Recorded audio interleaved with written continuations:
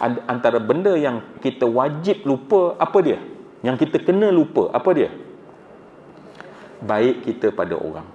Barulah kita tak ada ruang untuk mengungkit, sebab kita tak ingat dah. Sebab satu benda yang saya tengok lah, saya perhati terhadap sikap manusia ni kan, buat baik itu baik, tetapi bila mengungkit kebaikan, dia jadi jahat. Kita ni suka kadang-kadang tu ungkit. Kita suka ungkit. Sedangkan Allah Subhanahu Wa Taala dalam ayat ini bila menyebutkan bahawa apabila mereka itu bersalah dan mereka bertaubat, tak ada ungkit. Kalau tidak, sepanjang masa kita ungkit, oh ni Wahsy, sepanjang masa kita ungkit, oh ini Abdul Rahman, Khalid Al-Walid, sepanjang masa kita ungkit siapa lagi, contohnya yang paling antara yang keras memerangi Islam kemudian memeluk agama Islam, siapa dia? Contohnya Abu Sufyan.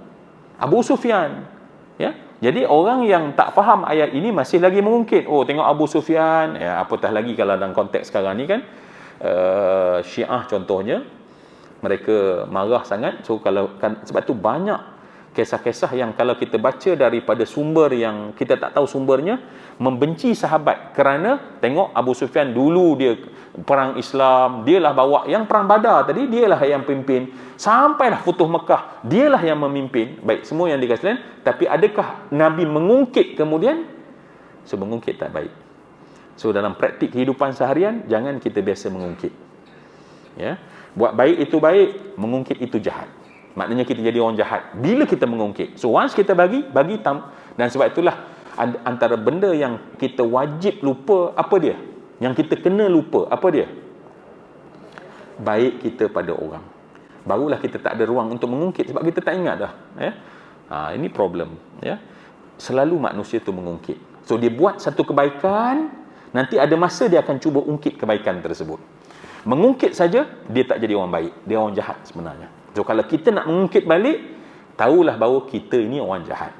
Jadi orang baik tadi tak ada nilai. Sebab tu Allah kata wala tubtilu sadaqatikum bil manni wal adza.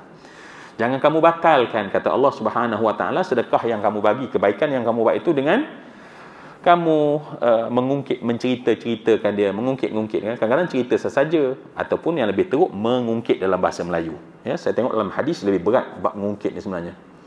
Jadi kat sini belajar akhlak. Apa akhlak yang kita belajar? Allah mengajarkan bahawa orang yang telah menghentikan kekeliruannya, maka tidak termasuk orang yang zalim. Walaupun zalim sebelum tu, walaupun jahat pada mata kita sebelum itu, tetapi dengan sebab mereka taubat, mereka kembali kepada agama, maka tidak ada ungkit untuk mereka. Tidak ada ungkit untuk mereka. Bahkan Nabi SAW, contoh yang antara yang besar juga adalah Ikrimah. Siapa Ikrimah? Seorang panglima tentera Islam. Dan ada sahabat-sahabat, cuba yang Abu Jahal, bukan alang kepalang, Abu Jahal, Ikrimah.